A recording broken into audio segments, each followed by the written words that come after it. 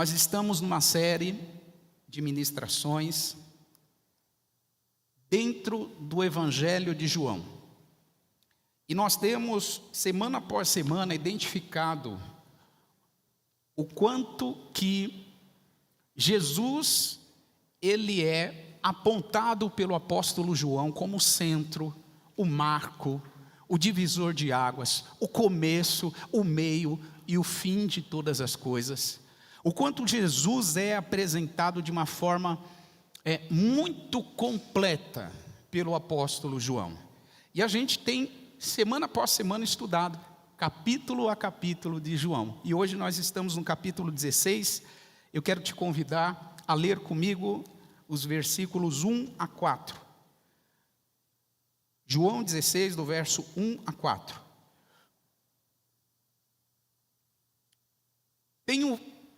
Se puder colocar na revista e corrigida, eu prefiro, tá bom? Eu vou lendo enquanto você troca. Obrigado, Fabiano. Tenho-vos dito essas coisas para que não vos escandalizeis. Expulsar-vos-ão das sinagogas, esse é o verso 2. E vem mesmo a hora em que qualquer que vos matar, cuidará a fazer um serviço para Deus. 3. E isso vos farão porque não conheceram o Pai e nem a mim. Mas tenho-vos dito isto, a fim de que quando chegar aquela hora, vos lembreis de que eu já vos tinha dito. E eu não vos disse isso desde o princípio, porque estava convosco. O capítulo 16 de João, ele só é compreendido se a gente ler ele conjugado com o 15, o 14 e o 13. O capítulo 13 é a última ceia, onde Jesus senta com os discípulos para participar da ceia, e ali é revelado o traidor. No capítulo 14, Jesus faz a promessa de ir para o Pai e enviar o Consolador. No capítulo 15, Jesus aparece dizendo que ele é a videira verdadeira, e todo ramo conectado nele vai dar fruto. Todo ramo que frutifica, ele limpa para dar mais fruto ainda, e todo ramo que não frutifica, ele corta e lança no fogo.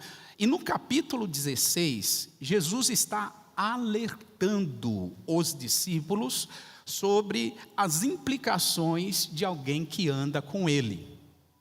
Quem anda com Jesus tem implicações na sua vida. E o problema não é ter essas implicações. O problema é quando a gente não se familiariza com elas. Uma das implicações que a gente tem por andar com Jesus, irmão, é perseguição. Jesus vai deixar isso muito claro. Agora, é muito estranho quando um cristão passa por perseguição, quando ele é mal entendido, quando ele é mal interpretado, esse cristão achar que é o fim do mundo, porque ninguém está concordando com ele. Irmão, isso já estava previsto, já era uma realidade. Então perceba, o tema que eu quero falar com vocês aqui nessa manhã é: Jesus nos prepara para aquilo que está por vir. Você pode dizer isso comigo? Jesus me prepara para aquilo que está por vir. Em outras palavras, o capítulo 16 do Evangelho de João é Jesus avisando os seus discípulos sobre a oposição que eles enfrentariam, e que esta oposição não deveria pegar eles de surpresa. Eles já estavam avisados. Olha o que diz o versículo 1. Tenho-vos dito essas coisas para que não vos escandalizeis. Essa palavra escandalizar, no grego, é tropeçar. Em outras palavras, Jesus está dizendo assim: eu estou alertando vocês antes dos acontecimentos, para que quando essas coisas aconteçam, vocês não tropecem. Vocês não digam assim: ai, ninguém me avisou. Você conhece gente assim? Que por mais avisado que ela seja, ela enfrenta uma situação, aí se faz de vítima. Ai, ninguém me avisou. Avisou sim, você que quis. Você conhece alguém assim? Aham, já entendi. É você mesmo essa pessoa, né? Por isso que você se silenciou. Jesus está dizendo, eu vou avisar vocês. Eu vou preparar vocês. Vocês vão me ouvir, vocês vão ver a minha vida, vocês vão conviver comigo, e vocês vão ver que eu vou ser perseguido, que eu vou sofrer oposição, que eu vou sofrer perseguição, e tudo isso é normal. É familiar, precisa ser familiar para um discípulo de Jesus. Olha o que diz o versículo 2: expulsar-vos-ão das sinagogas. Esses discípulos, irmãos, eles eram adeptos da fé judaica.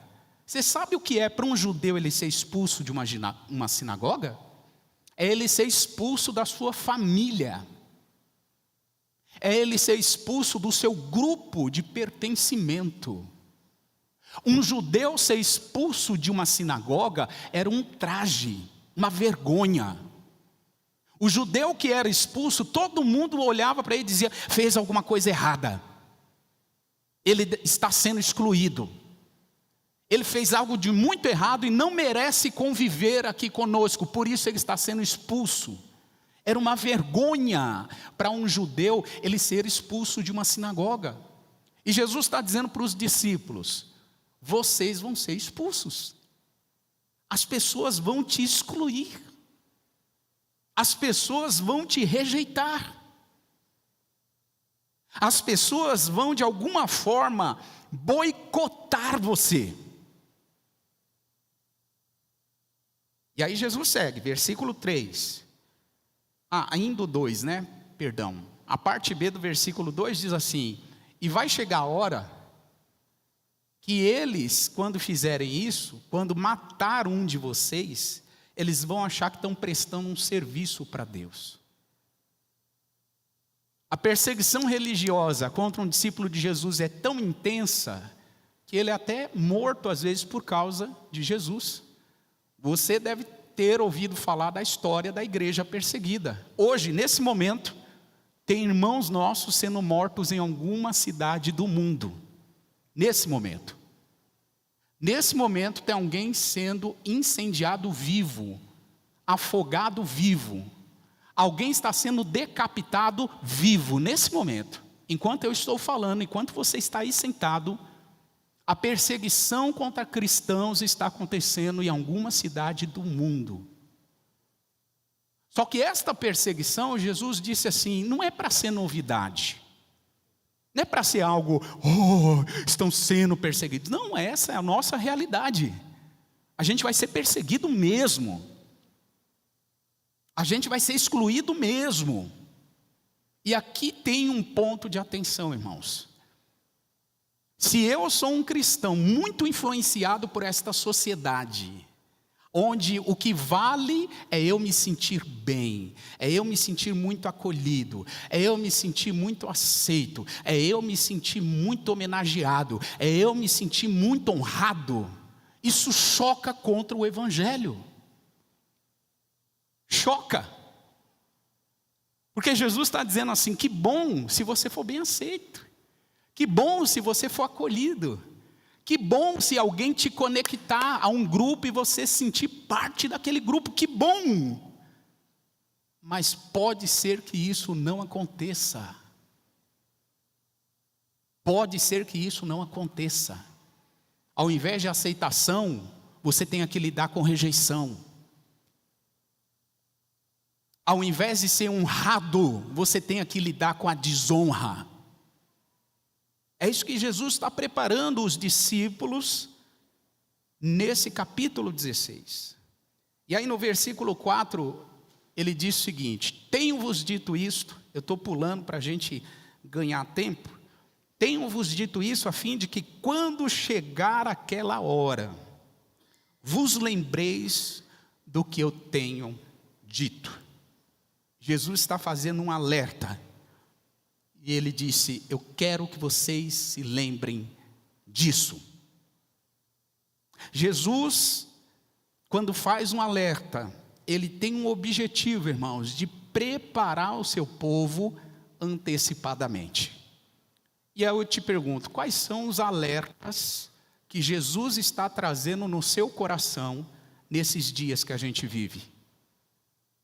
O que Ele está falando aí no seu coração? O que Ele está despertando na sua mente? O que Ele está falando para você nesses dias? Quais são os alertas de Jesus que você está ouvindo? E você corre o risco de ouvir esses alertas, lá na frente passar pela situação e dizer assim, mas ninguém me avisou. E imagino Jesus, eu estou parafraseando, ele olhando lá de cima, dizendo assim, não te avisei. Como não te avisei? Irmãos, vida pastoral é uma coisa maluca. Uma coisa maluca. A gente vive umas coisas, se eu contar aqui, você vai chorar. Eu não vou contar porque o meu objetivo não é fazer você chorar. Mas sabe que para mim nada me surpreende? Por que não me surpreende?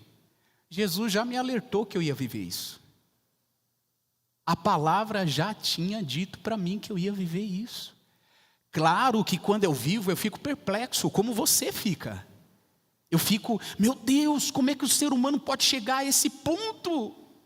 Eu fico perplexo. Mas depois vem aquela paz no coração e Jesus dizendo assim, filho, eu não já tinha falado para você? Segue a vida. Eu acho, irmãos, que a gente está se assustando à toa com coisas que Jesus já nos alertou que aconteceria. E eu quero falar aqui 3 coisas sobre o que nós aprendemos com os alertas de Jesus. 3 lições. A primeira lição, com os seus alertas, Jesus não quer que a gente seja pego de surpresa. Você pode dizer isso comigo? Quando Jesus me dá um alerta, é porque Ele não quer que eu seja pego de surpresa.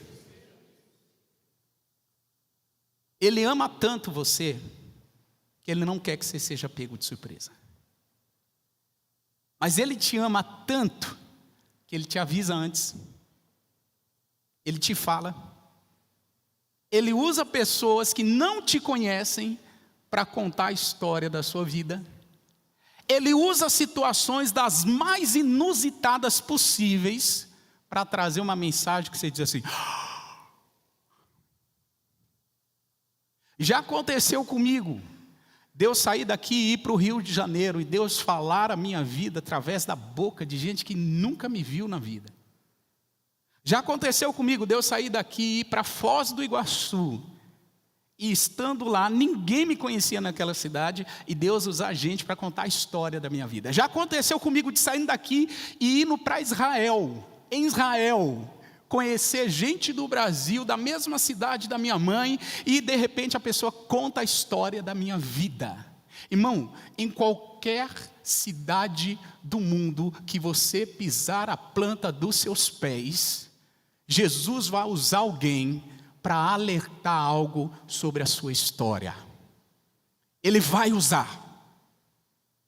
Agora, o problema não é se ele vai usar, o problema é que nível de atenção você está dando para isso. Que nível de consideração você está dando para isso?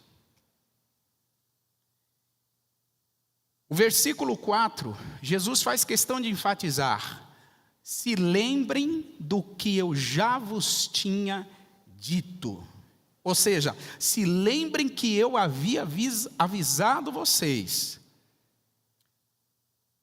E Jesus está falando aqui sobre a perseguição. Vocês serão perseguidos. E bom, se no mundo, pense bem comigo, se o mundo ama um filho de Deus, isso é sinal de que algo está muito errado conosco, com o nosso testemunho. O mundo não vai nos amar. Ponto. Aprenda a lidar com isso. O mundo não vai trazer flores para você. O mundo não vai conspirar ao seu favor. Essa é boa, né? Vocês gostaram?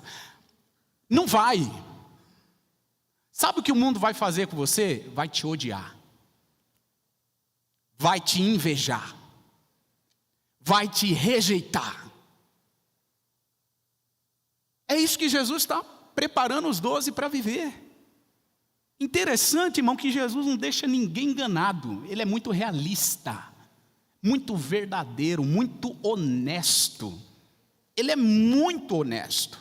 Se o mundo ama um filho de Deus, algo de errado está com o testemunho deste filho de Deus. Nós sim vamos amar o mundo, porque Deus amou o quê, gente?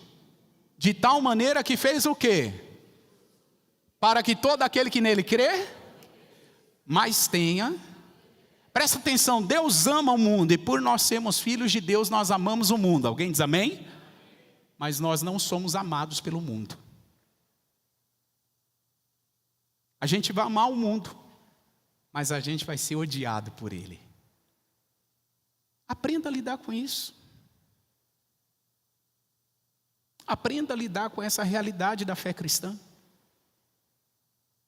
Que essa realidade da fé cristã não seja eu acho que, não, comigo vai ser diferente.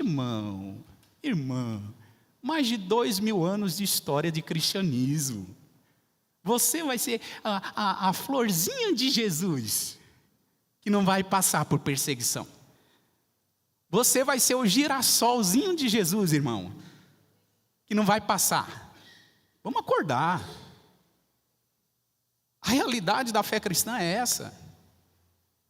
Só que Jesus nos alerta para que a gente não seja pego de surpresa. Então, eu gosto muito de uma frase do Spurgeon, e eu mencionei ela aqui alguns domingos atrás. O Spurgeon dizia assim: se você espera ser honrado em um mundo que o teu Senhor foi... É uma pergunta, né? Você espera ser honrado em um mundo que o teu Senhor foi crucificado? O Spurgeon perguntava: irmão, vamos acordar para a vida. O mundo crucificou Jesus.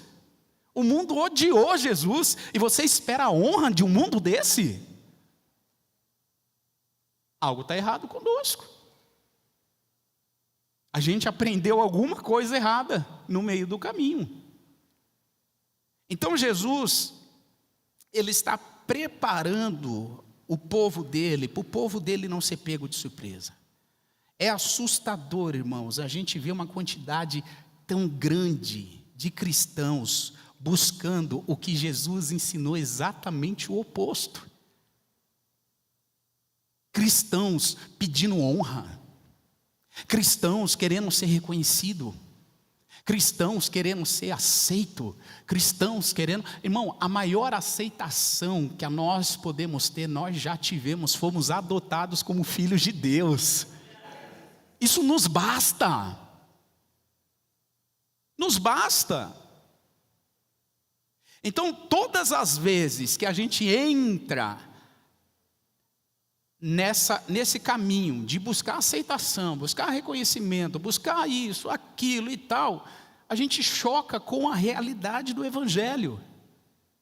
Jesus deixa isso muito claro. Jesus está falando que um Evangelho que é tão glorioso, ao mesmo tempo que é tão glorioso, é tão odiado. Um Evangelho que transforma a vida das pessoas, que é poder de Deus para salvar as pessoas. É um evangelho que é odiado, perseguido. É isso que Jesus está dizendo. Agora, irmãos, aqui vem a boa notícia. Não nos enganemos. Não nos enganemos. Na história do cristianismo, a perseguição nunca foi uma maldição. Na história do cristianismo, a perseguição sempre foi uma bênção. Sempre aperfeiçoou a verdadeira igreja. Sempre desenvolveu a verdadeira igreja. Sempre deixou os verdadeiros cristãos mais maduros.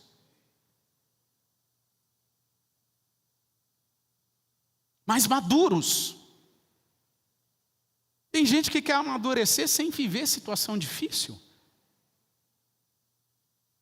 Quer amadurecer com tudo sendo florzinha na sua vida, Como é que a gente amadurece assim? É isso que Jesus está dizendo, se preparem.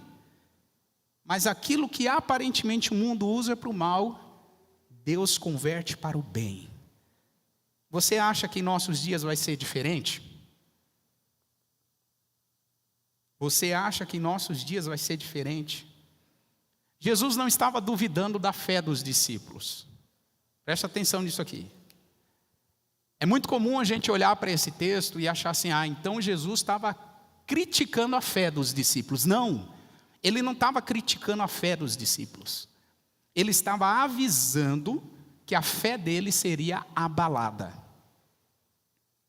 E aí eu te pergunto, quantas circunstâncias você viveu na sua vida que já abalou a sua fé? Quantas situações, quantos desafios que você viveu na sua vida que a sua fé foi terrivelmente golpeada. E você disse assim, eu não consigo lidar com isso. Jesus está alertando os discípulos, dizendo para eles exatamente isso. A fé de vocês vai ser golpeada através da perseguição. Mas não pense que isso é mal. Não pense que isso é destrutivo. Porque os discípulos passariam por aquele momento e chegariam do outro lado, maduros, consistentes, cheios do Espírito Santo, anunciando o Evangelho com poder, com autoridade, com ousadia, tendo a vida abundante que Jesus prometeu manifestada neles.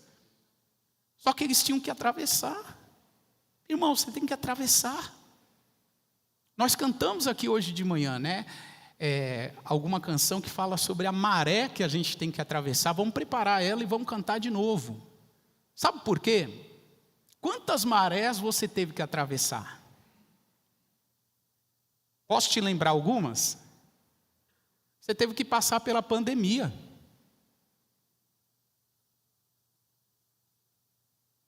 Você teve que passar pelo desemprego, quando você contraiu alguma dívida grande, e você, acreditando no seu patrão, fez um financiamento, fez uma dívida grande, e você teve que perder o emprego. Talvez você viveu uma maré ruim na sua vida, chegando a um diagnóstico de uma doença crônica. Alguns de nós fomos despejados de casas que a gente morava de aluguel, porque a gente não tinha dinheiro nem para pagar o aluguel. Quer que eu continue lembrando você de outras tempestades que você já atravessou? Aqui tá bom. Você já passou por algumas tempestades. Sabe o que Jesus está dizendo para os discípulos? Eu estou alertando que vocês viverão tempestades. Mas Jesus deixa um alerta. Não se esqueça que na tempestade, eu estou com vocês todos os dias até a consumação dos séculos. Jesus está conosco. Não importa o nível, o tamanho da onda, não importa se é uma pandemia de Covid, não importa se é um abalo na economia, não importa se é um abalo na saúde, não importa. O que importa é quem está conosco. Ele está conosco. E é isso que ele está dizendo para os discípulos. Vocês viverão a perseguição que vocês nunca viram, mas eu estou com vocês. Em segundo lugar, os alertas de Jesus nos ensinam que algo bom está por vir. Você pode dizer isso comigo? Algo bom está por vir. Quantos acreditam nisso, irmão? Toda tempestade, toda crise, todo caos, toda dor, todo sofrimento, toda angústia e aflição é um prenúncio de que coisas boas estão por vir. Então por que a gente vive isso? Porque a gente tem que tirar proveito desse negócio. A gente tem que aprender as lições que devemos aprender com elas. Deus está nos ensinando, por exemplo, a sermos mais solidários. A pandemia ensinou isso. essas crises climáticas, que eu gostaria de te dizer que essa de Porto Alegre, do Rio Grande do Sul foi a última, mas não, você sabe que o meio ambiente está abalado, e essas crises, a tendência é de se repetir num espaço de tempo menor e com proporções cada vez maiores. Pastor, o senhor é um profeta do caos? Não, meu irmão, a Bíblia está se cumprindo. Eu não estou olhando as notícias do portal de notícias, eu estou olhando a Bíblia.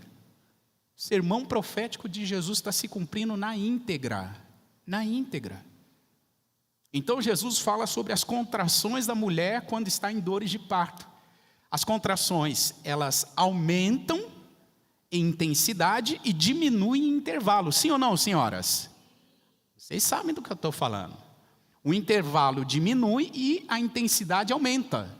Até a volta de Jesus é isso que vai acontecer, irmão. Tem para onde a gente correr. Só que toda situação ruim é um prenúncio de que algo bom está por vir. Olha o que diz o versículo 7 e 8 de João 16. Todavia, digo-vos a verdade, que convém que eu vá, porque se eu não for, o Consolador não virá a vocês. Mas se eu for, eu o enviarei. Eu o enviarei. Ou, na versão antiga, enviar-vos-ei. Agora, olha o versículo 8. Vocês podem ler? 1, 2, 3.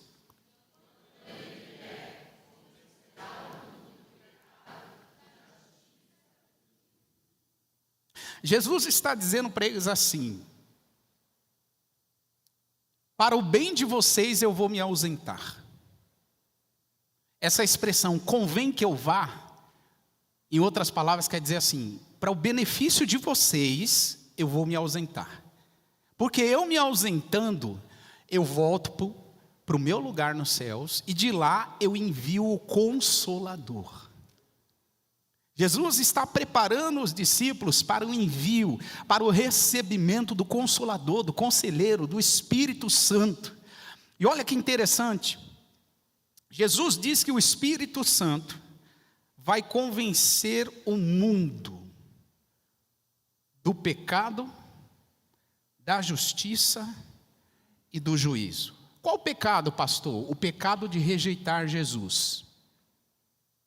Qual a justiça? A justiça plena e absoluta de Deus. Qual o juízo? O juízo que está sentenciado sobre Satanás, o príncipe das trevas. O juízo sobre Satanás já está sentenciado, foi determinado e já está cravado. Alguém diz amém? Está cravado, é irreversível. E Jesus diz assim, as pessoas têm que ser convencidas sobre isso. Se o Espírito Santo não nos convence, irmão, que Satanás é um derrotado, a gente fica dando ibope para o diabo e para o inferno. Se o Espírito Santo não nos convence de que Satanás já está derrotado, a gente fica dando ibope para o reino das trevas. A gente precisa ser convencido pelo Espírito Santo. Essa verdade tem que queimar dentro de nós. É verdade. O mundo está do jeito que está, mas não é por causa do diabo. É porque a profecia de Cristo está se cumprindo. Não é porque o diabo é ruim e está fazendo a bagaceira. Não, ele faz até onde Deus permite ele ir. Nem 1 centímetro a mais. Porque ele é um sentenciado. Ele é um condenado. Ele é um culpado. E o juízo dele é irreversível. Precisamos ser convencidos disso, irmão. Sabe por quê? Porque senão a gente olha para a maldade do mundo e acha, meu Deus, o diabo está deitando e rolando, hein? O diabo está fazendo a bagaceira mesmo, hein? A gente começa a olhar as notícias e, nossa, meu Deus, onde será que o Senhor está? O Senhor está no lugar onde Ele sempre esteve. Na sua soberania Ele governa tudo, irmão. E a gente precisa ser convencido pelo Espírito Santo dessas verdades. Porque senão a gente começa a entrar na pilha do mundo. É mesmo, hein? O negócio está descambando para um lugar que a gente não vai ter como reverter. Jesus está dizendo isso. O Espírito Santo nos consola. O Espírito Santo nos conforta. Olha o que diz o versículo 13, por favor, Paulinho. Mas quando vier aquele Espírito da verdade, ele fará o que, gente? Diga assim comigo, aplica isso na sua vida, vai. Ele me guiará a toda a verdade. Por quê? Porque ele não vai falar de si mesmo, mas ele vai dizer tudo o que tiver ouvido, e ele vai nos anunciar as coisas que estão por vir. O Espírito Santo está nos alertando, igreja. Pastor, o que vai acontecer no mês de junho? Não sei, não sou vidente, mas eu sei de uma coisa: para qualquer situação que venha, o Espírito Santo está nos alertando e nos preparando. Qualquer uma. Ele nos guia. Olha o que o texto diz. Jesus está dizendo que Ele nos guia, Ele nos convence, Ele nos consola e Ele anuncia as coisas que estão por vir. Isso é poderoso. Nos alertas de Jesus, em segundo lugar, a gente aprende que por mais difícil que esteja uma situação, e Jesus estava falando para os discípulos sobre perseguição: vocês serão perseguidos, vocês serão mortos nas sinagogas, vocês serão expulsos das sinagogas, mas tem um negócio, algo bom está por vir, o Espírito Santo virá sobre vocês. Esta é a promessa que nós temos, irmãos. O Espírito Santo já está em nós. Só que tem um detalhe: em muitos de nós ele está adormecido. Para muitos de nós, o Espírito Santo já não tem voz de governo.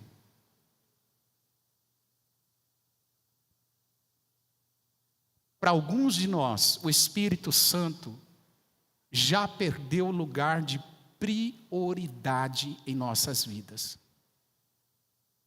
E se ele não é prioridade, quando ele fala, a voz dele não é ouvida. A gente não dá crédito. A gente prefere as nossas opiniões. A gente prefere a opinião dos outros.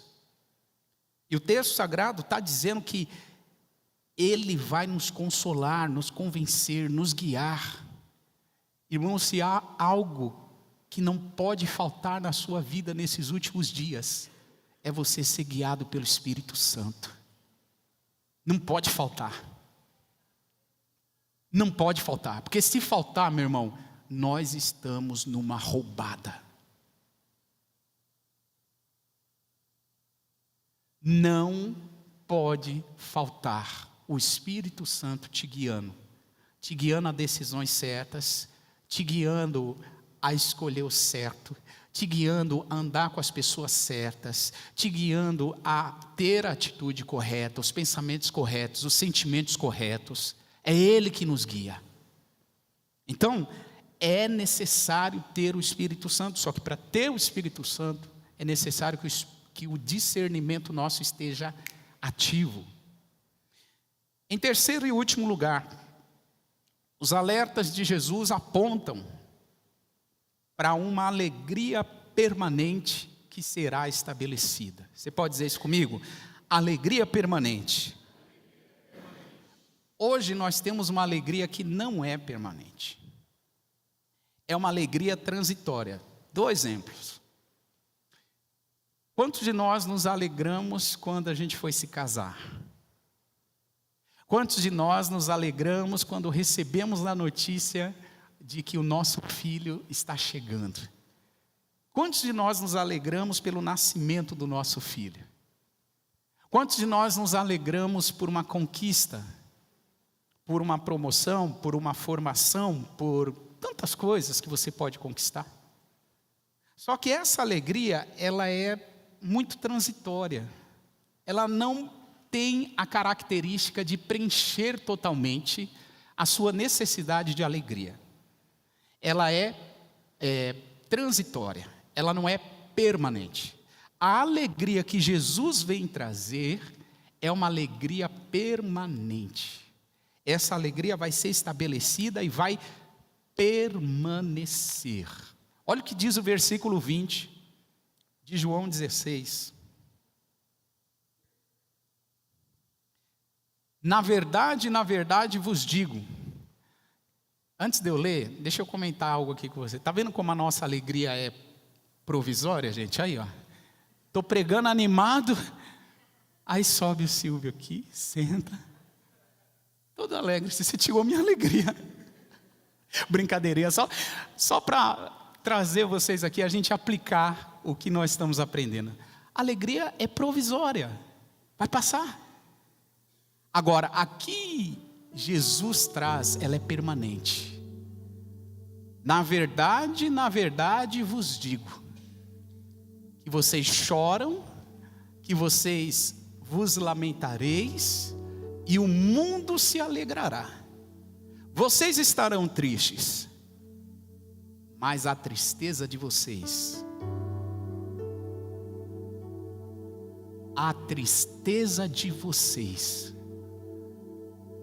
será convertida em alegria. De que alegria Jesus está falando, irmãos? Não é uma alegria transitória. Não é uma alegria que dura poucas horas, poucos dias, não. Jesus está falando de uma alegria permanente, que se estende. Versículo 21.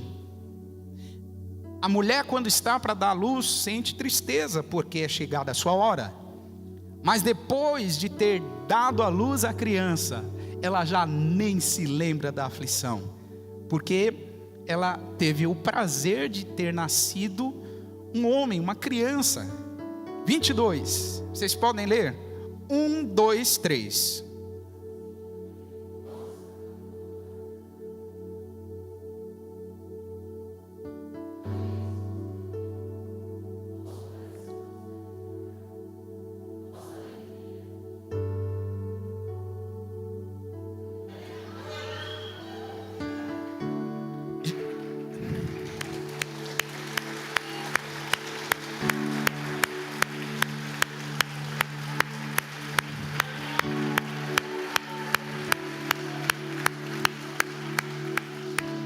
Jesus está dizendo assim: por tudo isso que eu falei para vocês, vocês se entristeceram, né? A história da cruz entristece, né? Saber que eu vou para a cruz entristece vocês, né? Saber que eu vou ter que sofrer entristece vocês, eu sei. Só que tem um detalhe: essa tristeza que vocês estão por causa da minha crucificação será substituída por alegria quando eu ressuscitar e depois quando eu enviar o Espírito Santo sobre vocês. Isso será convertido. Jesus compara a tristeza dos discípulos com a tristeza e a apreensão de uma mulher que está próxima da luz. A Gabi não está aqui, né? A Gabi e o Mateus. Não. A Gabi deu a luz semana passada, foi isso, gente? 2 semanas, 15 dias. E aí chegou a Mavi. E eu lembro a Gabi com a mão na cabeça, falou: pastor, essa menina não chega. Aí a gente estava até brincando no final do culto. A gente apresentou a Cecília, filha da Dani e neta da Andréia. E aí a Gabi chegou perto da Cecília e começou a brincar. E aí eu falei: o que você está fazendo aí, Gabi? Ela falou: eu estou tentando despertar ciúme na Mavi para ver se ela vem logo. Por que você não está fazendo isso? E ela brincando com o bebê, porque a expectativa da mãe que vai dar à luz é essa: vem, meu Deus, eu não aguento a aflição, a angústia. Mas irmãos, depois que o bebê nasce, eu vi as fotos, os videozinhos da Gabi nas redes sociais. Ainda não vi ela pessoalmente, mas gente, é outra coisa, é outro nível. Jesus está dizendo para os discípulos: esse bebê vai nascer. Não, acho que você não entendeu. Irmãos, qual é a maior expectativa que a gente carrega? A maior expectativa que a igreja carrega nesse tempo de sofrimento, de dor, de angústia, de tristeza, de choro, de aflição, de agonia, qual é a maior expectativa que nós carregamos? A volta de Jesus. E Jesus está dizendo: esse bebê vai nascer, essa situação vai se cumprir, essa alegria vai chegar e vai ser alegria permanente. A alegria da ressurreição de Jesus foi uma alegria permanente, duradoura, que foi resultado do Espírito Santo derramado no coração dos discípulos. E eu leio com vocês Isaías 35. Isso já estava profetizado no Antigo Testamento. O profeta Isaías, no capítulo 35, verso 8 a 10, ele disse: ali haverá um caminho que se chamará o caminho santo. Parênteses, o profeta está anunciando sobre um caminho, e Jesus no Novo Testamento disse: eu sou o caminho. O profeta está falando: vai ter um caminho, o imundo não vai passar por ele, mas será o caminho para o povo de Deus. Os caminhantes e até mesmo os loucos não vão conseguir errar esse caminho. Ali não haverá leão, não haverá animal feroz, não haverá nenhum tipo de situação que se ache contra. Por quê? Os remidos andarão por esse caminho. E os resgatados do Senhor voltarão. Eles virão a Sião com júbilo, com alegria eterna. Essa alegria eterna haverá sobre a nossa cabeça. Gozo, alegria nos alcançarão, e de nós vai fugir toda tristeza e gemido. O apóstolo João em Apocalipse diz que Deus enxugará dos nossos olhos toda lágrima. Irmão, o sofrimento tem dia e hora para acabar. Não é para sempre. Não é para sempre. O Paulo disse: o reino de Deus não é comida e nem bebida, mas é justiça, paz e alegria no Espírito Santo. Alegria no Espírito Santo. Uma alegria permanente. Uma alegria que não muda. Eu termino dizendo para vocês que o capítulo 16 começa com a seguinte expressão de Jesus: digo essas coisas para que vocês não tropecem. Mas o capítulo 16 também termina com Jesus dizendo: digo estas coisas para que em mim vocês tenham paz. No mundo vocês terão aflição, mas tenham um bom ânimo. Eu venci o mundo. O que dá a entender aqui, irmão, é muito simples. Jesus venceu. Eu pego carona na vitória dele. Se Jesus venceu, eu sou a igreja, eu sou o corpo de Cristo, eu também já venci. Eu também já venci. Pastor, então por que tanto sofrimento, tanta dor? Irmãos, estamos sendo aperfeiçoados. Algo está sendo desenvolvido em nós. Por favor, se coloque de pé.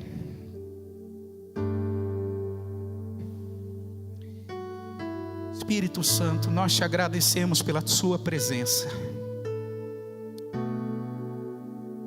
Espírito Santo, obrigado por cada alerta profético que tem vindo aos nossos corações. Ajuda-nos, Espírito Santo, a rejeitar todo erro, todo engano, toda falsa doutrina. Ajuda-nos, Espírito Santo, a fugir dos homens enganadores que com astúcia querem enganar, querem anunciar um evangelho que não é verdadeiro, um evangelho que não é o evangelho da cruz, um evangelho que não é o evangelho da renúncia, um evangelho que não é o evangelho da perseguição. Senhor Jesus, o Senhor alertou que todos os seus discípulos seriam perseguidos, mas Senhor, a tua presença conosco é uma realidade. E nós queremos declarar para o reino espiritual, nós queremos declarar que a tua presença nos basta, Jesus. Não importa o que vamos enfrentar, o que importa é a tua presença em nós. Jesus, continua a alertar a sua igreja, para que a gente não tropece, para que a gente prossiga na jornada com ânimo, com coragem, com paz, na certeza de que os céus e a terra passarão, mas as suas palavras não vão passar. Jesus, obrigado pelas tuas palavras que vêm ao nosso coração nessa manhã. Nós queremos te honrar e te agradecer. Querido, se você puder agradecer ao Senhor, faça isso nessa manhã. Levanta um altar de gratidão a Jesus. Obrigado, Senhor. Obrigado, Espírito Santo. O Senhor está em nós. O Senhor se move em nós. Obrigado, Espírito Santo, pela tua doce presença aqui. Obrigado por nos ensinar através da palavra, por nos guiar a toda a verdade. Obrigado, Espírito Santo.